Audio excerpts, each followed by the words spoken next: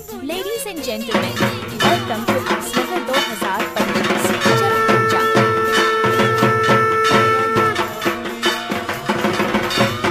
So finally অনেক কষ্ট করে আমরা চরক আসলে পেলাম 2025 বর্ষের চরক পূজা চলছে আসাননগর হাই স্কুল ফুটবল ময়দানে। প্রচণ্ড কষ্টের মধ্যে চরক পুজো আমরা করছি, প্রত্যেক বছর যাই। এবছর আমরা 12টি সন্ন্যাসীকে কুচে লোহার বর্ষে বাঁধিয়ে চরক তোলার প্রতিশ্রুতি সবাইকে দিয়েছিলাম, কিন্তু আবহাওয়া আমাদের সাথ না দেওয়ার জন্য সেখানে 4টে সন্ন্যাসী বর্ষি নেওয়ার পরে আমাদের চরক মেলাটি বন্ধ করে দিতে হয়।